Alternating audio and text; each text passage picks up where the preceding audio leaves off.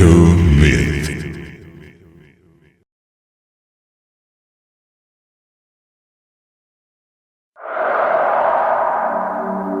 (1975) Buah-buah durian berguguran sore itu. Angin kencang baru saja menerpa kebun durian milik Makrufin dan Wahid. Keduanya tertawa senang karena tak perlu susah-susah untuk menunggu buah durian jatuh sendiri. Lumayan ya, Hid. Hari ini banyak yang jatuh. Kata Makrufin, sembari mendekati buah-buah yang jatuh. Wahid juga tak mau kalah. Diambilnya karung goni, mencari-cari buah durian yang banyak menggelinding sampai ke arah sungai. Keduanya tertawa senang, menghitung banyaknya durian yang mereka kumpulkan. Menjelang maghrib, dua orang kawan lama itu baru beranjak. Mereka berlari, menyusuri sawah yang menjadi batas kebun durian dan kampung. Karung berisi durian Wahid baru saja disandarkan di dinding dapur. Wahid duduk di kursi bambu yang ada di sebelahnya. Perlahan ada suara lari dari luar rumah. Pintu dapur terbuka. Ada wajah Salma, sepupu Wahid yang baru berusia 12 tahun. Mas Wahid, ayo ke rumah mas. Ibu lagi sakit. Nafasnya terus naik turun sambil berbicara. Wahid tak menunggu lama. Dia langsung berlari keluar dapur, mengikuti Salma yang berlari lebih cepat darinya. Di rumah Salma, sudah ada beberapa orang berkumpul di ruang tengah. Sesosok wanita tampak tidur di tengah-tengah mereka. Wahid langsung ikut ke dalam kerumunan itu. Dia melihat bibinya, Aisyah, sedang tidur terlentang. Matanya melotot menatap langit-langit. Bagian tubuh mulai dada sampai mata kaki tertutup kain jarik, mirip kain-kain yang digunakan untuk menutupi mayat. Perut Aisyah tampak menggembung besar, seperti orang yang hamil tua. Wahid memang mendengar bibinya itu sakit sejak 2 bulan yang lalu. Dan Wahid yang baru pulang dari ibu kota provinsi 4 hari yang lalu, belum sempat melihat adik dari ibunya itu. Kok bisa kayak gini, Lek? Wahid bertanya kepada pamannya yang ada di antara kerumunan saudara-saudaranya. Pamannya menjawab lirih, setengah berbisik. Dia kena sihir, Le. Wahid kaget. Dilihatnya bibinya yang terlentang. Masih ada gerakan naik turun, halus, nafas di dadanya. Siapa, Lek? Siapa yang ngirim? Wahid mendesak pamannya. Sebelum pamannya menjawab, Pak D. Basri, paman tertua, menarik tangan Wahid keluar rumah. Gini, Hid. Kalau kamu tahu orangnya, apa gak kaget? Pak D udah tahu dan udah ngerti siapa yang nyelakain bibi kamu. Pak D. Basri menjawab Wahid. Siapa, Pak D? Aku gak terima kalau seperti ini. Desak Wahid. Pak D. Basri bercerita, jika setelah 2 minggu bibi Aisyah sakit, dia sempat melihat Makrufin telanjang bulat di dekat rumah Aisyah. Dia sempat menegur Makrufin, tapi yang ditegur seperti pura-pura tidak kenal, malah berjalan pergi ke pepohonan asam yang rapat. Pak D sudah tanya orang pintar, Le. Katanya memang Makrufin yang ngirim. Baru selesai Pak D. Basri bercerita, suara jeritan terdengar dari dalam rumah. Wahid bergegas untuk masuk ke dalam. Wes cukup. Wes cukup. Aisyah berteriak dengan posisi tertidur.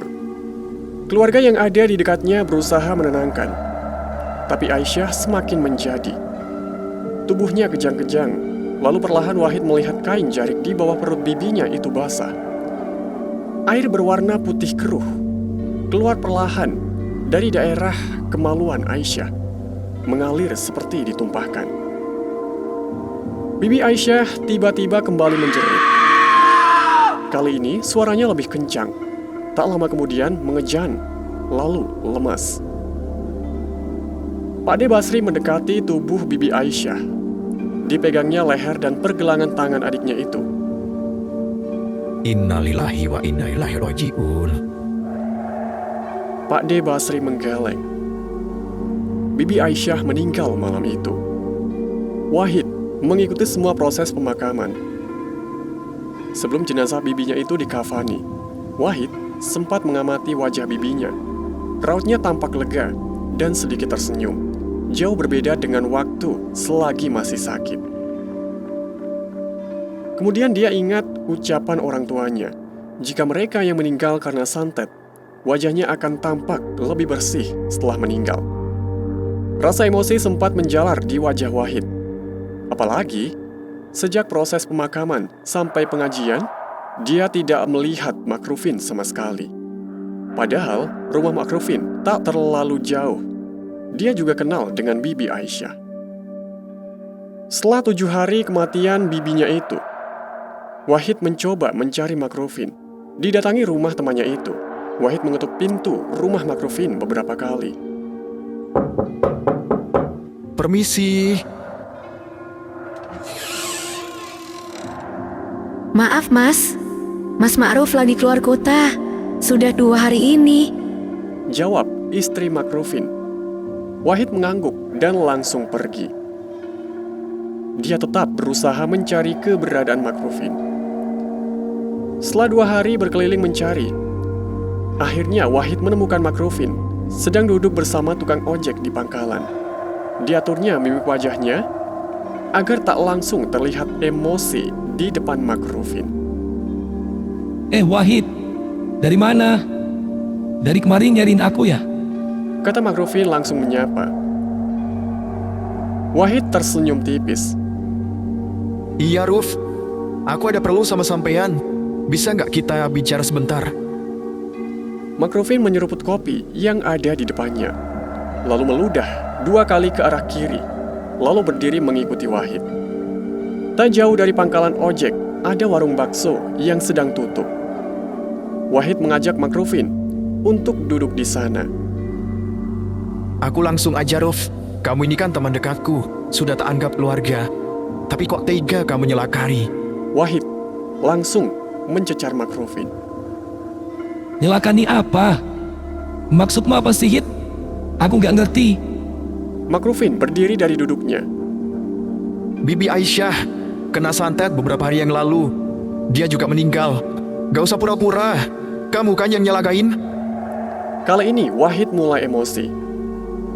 Dia ceritakan ucapan orang pintar yang dipanggil Pak De Basri untuk melihat penyebab sakitnya Bibi Aisyah itu.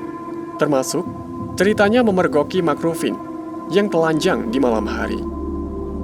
Makrufin tak kalah marah. Dia berulang kali membantah jika menjadi dalang kematian Bibi Aisyah. Gini, Hid, kamu lebih percaya aku atau Pak Debu? Tayas memang Basriku. Makrufin langsung pergi tanpa pamit. Dia berjalan cepat meninggalkan Wahid yang masih tampak marah di warung bakso. Dari jauh, Wahid hanya bisa melihat punggung Makrufin yang semakin menjauh. Malam hari setelah pertemuannya dengan Makrufin, perasaan Wahid mulai tidak enak. Dia merasa menyesal menceritakan tuduhan Pak De Basri kepada temannya itu. Tapi, batin Wahid juga bingung harus mempercayai siapa. Selepas Isya, Wahid pergi ke rumah Pak De Basri. Saat itu belum ada listrik yang masuk ke perkampungan. Wahid membawa oncor sambil berjalan kaki ke rumah Pak D-nya itu.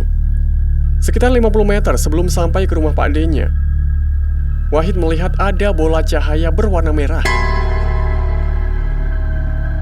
Cahayanya berwarna merah menyala, bukan jingga seperti api biasanya.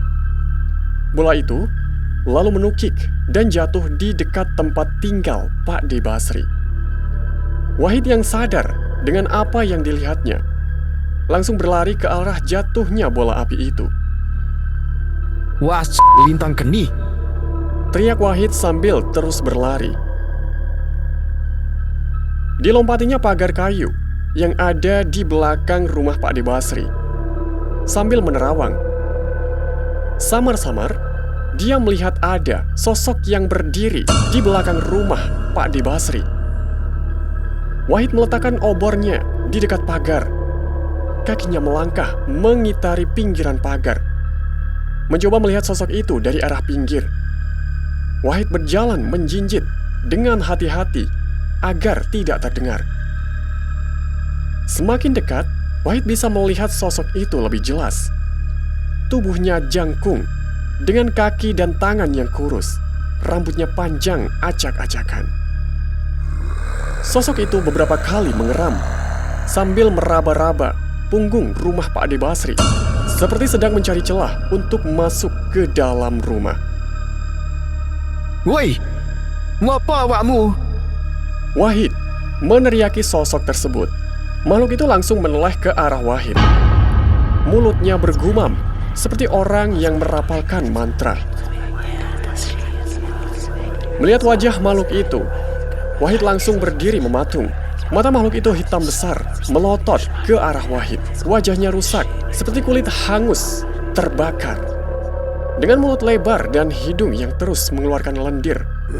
Perlahan, makhluk yang terlihat marah itu mendekati Wahid. Kakinya melangkah berat sambil terus bergumam. Sudah hampir ciut nyali Wahid, tangannya berusaha mencari-cari sesuatu di sekitar kakinya untuk dilemparkan. Langkah makhluk itu sudah dekat. Aroma tanah bercampur bunga busuk terasa di hidung Wahid. Tiba-tiba pintu belakang rumah Pak Ade Basri terbuka. Wahid menoleh ke arah pintu. Rupanya, Pak Ade Basri yang keluar dengan istrinya karena mendengar suara teriakan Wahid. Setelah menoleh ke arah Pak Ade Basri, Wahid kembali menoleh ke arah makhluk tersebut yang ternyata sudah menghilang. Setelah peristiwa itu, Pak Ade Basri menjadi lebih berhati-hati. Dia lebih memilih tidak tidur malam. Bahkan, kadang baru tidur ketika menjelang pagi. Pak Ade Basri mengira ada yang ingin mencelakainya dengan mengirim ilmu sihir atau santet. Sopo ya, Li? Kira-kira sing nyelakani aku? Tanya Pak Ade Basri esoknya. Wahid hanya bisa mengira-ngira. Boten ngertos, Pak Di. Mungkin tiang sing sami sing nyelakani pipi Aisyah. Sahut Wahid sekenanya. Pak Ade Basri hanya bisa menggeleng-geleng. Nek ngene iki kudu dilawan, Li. Nek ora, iki bakal terus lanjut. Wahid pun mengangguk. Azan maghrib baru saja selesai berkumandang. Wahid menyelesaikan sholatnya cepat-cepat, lalu menyaut obor, berlari ke arah masjid. Malam itu Wahid sudah janjian dengan dua orang temannya, Hasan dan Salam, untuk bertemu di gudang masjid. Assalamualaikum. Ucap Wahid. Di dalam ruang gudang, sudah ada dua orang temannya. Mereka duduk di atas tumpukan kayu, sisa pembangunan masjid. Ada gorengan singkong dan 3 gelas kopi yang sudah dihidangkan di atas papan yang dijadikan meja. Waalaikumsalam. Ada kabar apa, Hid? Hasan membuka pembicaraan. Wahid langsung mengambil cangkir kopi, lalu menyeruputnya. Dia kemudian menceritakan kejadian yang menimpa Bibi Aisyah, sampai kejadian yang nyaris menimpa Pak Ade Basri. Hasan dan Salam memandang Wahid dengan seksama. Wahid, aku sebenarnya sudah dengar tentang ilmu yang dipelajari Ma'rufin. Kata Hasan, menyaut sambil merapatkan tubuhnya. Bahkan, ibuku sampai sekarang masih buta gara-gara Ma'rufin. Hasan lalu bercerita tentang kisah yang menimpa ibunya setahun silam. Siang itu, ibu Hasan bernama Wati sedang berjalan setelah pulang dari sawah. Dia berjalan agak cepat karena langit sudah mulai mendung. Saat sampai di pertigaan jalan kampung, tiba-tiba Makrufin muncul, menaiki sepeda pancal dengan kencang dan hampir menabrak Wati. Untung, Wati sempat menghindar, lalu mundur dan jatuh terduduk sehingga tak jadi tertabrak sepeda Makrufin. Ibu Hasan atau Wati sontak langsung marah. Orang-orang langsung berdatangan menolong Wati sambil ikut menyupai Makrufin. Sebaliknya, bukannya minta maaf, Makrufin malah tetap mengayuh sepedanya. Dia pergi sambil meludah lalu menjauhi kerumunan orang-orang dan Wati yang sempat terjatuh. 4 hari setelah kejadian itu, Hasan mendengar ibunya berteriak-teriak tak lama setelah azan subuh. Hasan yang masih terlelap langsung berlari ke kamar Wati. Di sana dia melihat ibunya menangis sambil membuka kelopak matanya dengan tangannya. Wajah Wati berusaha menoleh ke kanan dan ke kiri, tapi tak ada apapun yang dilihatnya. Bahkan, Hasan yang berdiri di depannya juga tak terlihat. Sejak pagi itu, Wati menjadi buta. Hasan tak tahu harus melakukan apa. Sempat, dia membawa ibunya itu ke puskesmas. Tetapi Pak Mantri tidak menemukan keanehan, bahkan sempat dianggap jika Wati buta karena penyakit gula yang diidapnya. Kata ibuku, sebelum dia buta, malamnya dia bermimpi ketemu monyet yang besar. Monyet itu mendatangi ibuku, lalu melompat dan mencakar wajahnya. Ibuku sempat melihat wajah monyetnya hampir mirip dengan wajah Ma'rufin. Cerita Hasan kepada Wahid. Sejak kejadian itu, Hasan sempat berusaha meminta maaf kepada Ma'rufin. Setahunya, hanya pengirim sihir atau teluh yang bisa mengobati. Tapi, Ma'rufin tidak mau. Dia menyangkal jika sudah melakukan kiriman sihir kepada Wati. Sempat mau tak ancam dia, Hit. Tapi, dia sepertinya tahu setiap aku mau temui dia, pasti dia tidak ada di rumah. Cerita Hasan lagi. Wahid menggaruk kepalanya berulang kali. Dia bingung harus melakukan apa untuk menyelesaikan masalah dengan Ma'rufin. Dan malam itu, tidak ada kesepakatan yang didapat. Selain cerita dari Salam dan cerita dari Hasan tentang ibunya dan beberapa cerita warga kampung yang kabarnya juga menjadi korban dari Ma'rufin. 3 hari setelah pertemuan di masjid itu, istri Pak D. Basri mendadak sakit. Awalnya, hanya dikira demam biasa, tapi lambat laun semakin parah. Mantri di puskesmas lagi-lagi tak menemukan keanehan. Hanya menebak-nebak jika istri dari Pak D. Basri kelelahan karena selalu bekerja keras di sawah. Istri Pak D. Basri tidak mau makan.